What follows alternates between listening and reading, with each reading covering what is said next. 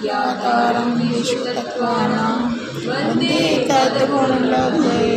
नमः श्रीवर्धमानाय निर्धूतकलिलात्मने सालोकानां त्रिलोकानां निर्विद्यादर्पणाय ते गुरुवाकान्तनो नित्यं ज्ञानदर्शननायिका चारित्रणाय गम्भीरा मोक्षमार्गौ सुदेशिका मोक्षमार्गौ सुदेशिका।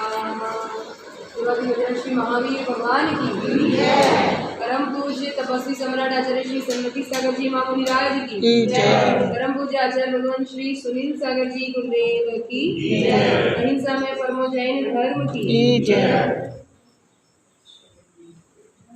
आज बड़ा पावन दिवस है। आज परम पूज्य आचार्य भगवान सुनील सागर जी महाराज जी का दिनांक के अनुसार 20 अप्रैल मुनि दीक्षा दिवस संयम महोत्सव भी है। और जब उनकी दीक्षा हुई थी मतलब उस दिन तारीख 20 अप्रैल और तिथि महावीर जयंती, मतलब इस वर्ष का ऐसा संयोग है कि भगवान महावीर के जन्म कल्याण और उनका दीक्षा दिवस दिनांक अनुसार दोनों ही आज इनका, जैसे आज भी दीक्षा दिवस है और कल भी दीक्षा दिवस है। आज दिनांक अनुसार कल तिथि अनुसार उनके चरणों के ऊपर प्रार्थना करते हुए हम उसको निवेदन करेंगे और आपका रत्नात्रय हमेशा बढ़ता रहे और आप स्व पर कल्याण करते हुए आप अपनी आत्मोन्नति ऐसी करें और आपकी शीघ्र अपनी गंतव्य तक पहुँचते हुए हमारा भी मोक्ष मार्ग प्रशस्त करें, हमें साधना आराधना की शक्ति दे और ऊर्जा दे। ऐसी भावनाओं के साथ नमस्तु नमस्तु नमस्तु। और आज पर्युषण पर्व का कौन सा दिन है? उत्तम त्याग का दिवस।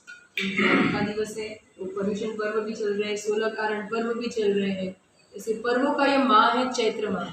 और चैत्र माह में आप देखना अधिकतम बहुत पवित्र माह कहलाता है चैत्र माह, क्योंकि उसमें अधिकतम कल्याण और ये अधिकतम पर्वों का इसमें मतलब ये गर्भित हो जाते हैं इस चैत्र महीने में। तो चैत्र महीने तो इस पावन पर्वों को अपन मनाना चाहिए और उसके माध्यम से हमारे जीवन को भी पवित्र करना चाहिए। तो बात करते हैं आज उन दिगंबर गुरुओं की बात करते हैं जिनकी हम अनुयायी है। उनकी त्याग तपस्या हम हमेशा ही गौरव अनुभूत करते हैं कि पूरे विश्व में अगर कोई सच्ची त्याग तपस्या कर सकता है तो एकमात्र दिगंबर साधु ही कर सकता है। आप अपने आप को दिगंबर जैन कहते हैं ना अपन अपने आप को कहते हैं कि नहीं कि हम कौन है? हम जैन हैं, हम दिगंबर जैन हैं। तो कैसे दिगंबर जैन है अपन? मतलब हम दिगंबर मतलब क्या होता है? दिशा है जिसकी अंबर है, मतलब निर्ग्रंथ, कोई भी वस्त्र आदि ना कोई भी परिग्रह नहीं, कुछ भी नहीं, वस्त्र जिनके पास नहीं होते उन्हें क्या कहते हैं? दिगंबर कहते हैं। अंबर मतलब वस्त्र भी होता है, दिशाएं जिनकी वस्त्र है। तो अंबर मतलब ये आकाश ही नहीं समझना। दिगंबर मतलब होता है वस्त्र। श्वेतांबर, पीतांबर ये कहते हैं ना, तो आप लोग ने पीतांबर पहने, हमने श्वेतांबर पहने हैं। और दिगंबर मतलब दिशाएं जिनकी, इनको कोई वस्त्र की जरूरत नहीं है। तो हम अपने आप को दिगंबर कैसे कहते हैं? हम तो नहीं है दिगंबर। हमारे गुरु तो हमारे भगवान जिनकी हम आराधना करते हैं, जिनकी हम अनुयायी हैं, हम इनके अनुयायी हैं, इसलिए अपने उनके नाम से हमारा गौरव है। उनकी जो जितना वो मतलब अगर उनकी वो श्रवण जितनी श्रवण संस्कृति मजबूत होगी, जितना उनका संवर्धन और सुरक्षा हम कर पाएंगे, उनकी सुरक्षा उनका संवर्धन कर पाएंगे, उनकी साधना में सहयोगी हो पाएगा, उतना ही हमारा गौरव भी बढ़ेगा कहीं ना कहीं, है कि नहीं? क्योंकि हम उनके अनुयायी हैं, है ना। तो हमारा भी एक कर्तव्य है कि उनके पदचिन्ह होकर चलना। केवल उनको मान लेना ही पर्याप्त नहीं है कि नहीं? उनकी भी मान है, बहुत समझने वाला विषय है। हम उनको तो मान लेते हैं, भगवान महावीर का कल जन्म कल्याण महोत्सव है, हम उनको तो बहुत अच्छे से मानते हैं, लेकिन उनकी नहीं मानते हैं जो उन्होंने कहा। क्योंकि उनको मानने का औचित्य क्या है? बताओ, आप दूसरों को मान रहे हो या उनको मान रहे हो? फल क्या है? औचित्य क्या है? हम क्यों उनको मानते हैं? भगवान को हम ये भगवान को क्यों मानते हैं? बताओ। हम वीतरागी भगवान की आराधना करते हैं क्योंकि हम जैन हैं, इसलिए से नहीं, जिन्होंने जन्म मरण से मुक्त होने का मार्ग दिखाया। कि जो हमको पाना है, एक्चुअली हम कोई भी जीव इस संसार में क्या पाना चाहता है? मोक्ष है, सीधा मोक्ष। जन्म मरण से क्यों पाना चाहते हो? बताओ। मोक्ष वही भाषा ही सिखाती ना, क्या चाहिए बेटा तुम्हें? मोक्ष। जैसे लॉलीपॉप मांगते ना वैसे मोक्ष मांगते है ना, क्या चाहिए? मोक्ष। हाँ, इतनी आसानी से मिल जाएगा मोक्ष। अच्छी बात है, भावना बहुत अच्छी है, लेकिन मोक्ष भी क्यों चाहिए बताओ? जन्म मरण से मुक्त होने के लिए। जन्म मरण क्यों छोड़ना चाहते हो? दुखी दुख है। हाँ, अल्टीमेट जवाब ये है, ये सब चाहिए क्यों? ये चाहिए, वो चाहिए, ये नहीं चाहिए, ये नहीं चाहिए, क्योंकि जीव का स्वभाव है कि वह दुख से घबराता है और उसे चाहिए क्या? अल्टीमेटली सुख चाहिए। उसका परम लक्ष्य क्या है? सुख। मोक्ष भी क्यों चाहिए? क्योंकि मोक्ष में वह सुख हमें पता चल गया है, हमने स्वाध्याय किया, हमने सुना है धर्मोपदेश के माध्यम से, ये बात हमने जानी है कि हमेशा सुख कहाँ बना रहता है? कहाँ बना रहता है? मोक्ष कहाँ है? सिद्धालय कहाँ है? मोक्ष में। मोक्ष कहाँ है? सिद्धालय में। मोक्ष कहाँ है? सर्व कर्म से विमुक्त होना मोक्ष। बराबर है, लेकिन ऊपर कहाँ? वो तो डेस्टिनेशन हो गया, लोग के अग्रवा मतलब पहुंचने की मंजिल हुई। मोक्ष मतलब हमारी अवस्था है। क्या है? अवस्था है। जैसे अभी अपनी संसारी अवस्था है कि नहीं, ये वो मोक्ष भी एक अवस्था है। आप चाहो तो मोक्ष की अनुभूति अभी भी यहाँ बैठे बैठे कर सकते हो। कर सकते हो? बताओ कैसे? आत्मा का ध्यान। अगर हम निराकुल है ना, हम निराकुल है, कोई हमें आकुलता नहीं है, कषायों की पूर्ण मनता है, हम निराकुल है, वो निराकुलता ही सुख है और सुख ही मोक्ष है कि नहीं? तो निराकुल रहने का यहाँ पुरुषार्थ करेंगे ना, तब जाके वहां पहुंच पाएंगे। सुख हर परिस्थिति में हम यहाँ सुखी होना शुरू करेंगे। हर परिस्थिति में हमें सुखी हूँ, संतुष्ट हूँ और मुझे स्वीकार भाव है हर परिस्थिति का, मेरे अनुकूल हो कि मेरे प्रतिकूल हो। ये जब अनुकूलता और प्रतिकूलता का अपन भाव छोड़ेंगे ना, तब जाके एक स्थिरता बनती है कि चाहे कोई परिस्थिति है। भगवान ने क्या किया? भगवान कैसे भगवान बने बताओ? केवल दिगंबर बन गए, भगवान बन गए? सब परिस्थितियों में समान भाव रखा उन्होंने, स्वीकार भाव किया। कुछ उन्होंने अपना आग्रह नहीं रखा कि ऐसा होना चाहिए, कमठ अभी दूर चला जाना चाहिए, कभी अभी कमठ उपसर्ग नहीं करना चाहिए, ऐसा कहा उन्होंने? स्वीकार, वो तो बहुत ज्यादा पावरफुल, वो तो केवल मतलब उनकी शक्ति का वो तो समचतुर मतलब सहनन क्या था उनका? वज्र वृषभ नाराज सेना के धारी थे वो। मतलब समझ में आ रही है कुछ चीज? कितने पावरफुल! एक यूं करते यूं टूट जाता कमर का, सब कुछ खत्म हो जाता। तो उनने तो वो नहीं किया। मतलब प्रतिकार नहीं करना, कोई भी प्रतिकार करना कमजोरी नहीं है। मतलब प्रतिकार मतलब अपने आप को हम ऐसे समझते प्रतिकार नहीं करेंगे तो हम कमजोर हैं, प्रतिकार तो हमें करना चाहिए, वही हमारी शक्ति का सूचक है। नहीं, प्रतिकार करना मतलब कमजोरी है। आप विचलित हो गए, किसी ने आपको परेशान करना चाहा और आप विचलित हो गए, ये इसलिए आपने प्रतिकार किया। इसकी जो मर्जी वो करे, जो सामने परिस्थिति है वो ठीक है, मुझे सब स्वीकार है। जब स्वीकार भाव होता है फिर हम क्या करते हैं? हम सब कुछ अनुकूल हमारे मतलब वो ढूंढते नहीं कि ये अनुकूल हो जाए, ये प्रतिकूल हो जाए। हम स्थिर है, हम स्टेबल है। फिर क्या करेंगे? हम पुरुषार्थ करेंगे कि हम हमेशा ऐसे बने रहे, और वो हमेशा ऐसी अवस्था ही भगवान है, वही मोक्ष। हम जिनके अनुयायी कहते हैं, कौन कहते हैं? हम दिगंबर है, हम वीतराग प्रभु के अनुयायी है। हमें तो क्यों ऐसा? क्यों हम क्यों उनका अनुसरण कर रहे हैं? क्योंकि उन्होंने वो पाया है, उन्होंने वो पाया है, और जिस रास्ते से वो चले, अगर वही रास्ते से हम भी चलेंगे तो हम भी पा लेंगे, क्योंकि वो भी तो आखिर एक आत्मा ही तो थे। जैसे हम है वैसे वो थे। भगवान का भूतकाल हमारा वर्तमान है। क्या है? भगवान का भूतकाल हमारा वर्तमान है, और अभी भगवान का वर्तमान हमारा भविष्य होना चाहिए, होना ही चाहिए। होगा या वो सब होना ही चाहिए। ये तो हम करेंगे इतना तो क्यों? क्योंकि हम आराधना कर रहे हैं ना उनकी। इसलिए कोई पर्पस तो होना चाहिए। बस आए मंदिर क्यों जाते हैं? क्योंकि हम भी जाते हैं, हमारे पापा भी जाते थे, हमारे दादा भी जाते थे, इसलिए हम मंदिर जाते हैं, इसलिए हम जैन मंदिर जाते। नहीं, ये केवल इतना रूढ़िवाद नहीं है, है ना? केवल इतना ही लक्ष्य नहीं है हमारा।